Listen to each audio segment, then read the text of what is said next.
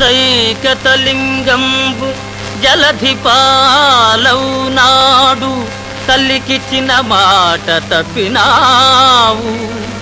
కరుణింపవచ్చిన కైలాసనాథుని అడుగరాని వరములడిగినావు.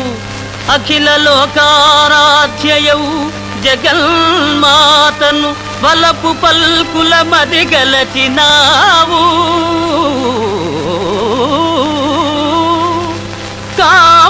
కామాంధకారము కనుగవగప్పగా సకల పాతకములు సలిపినావు.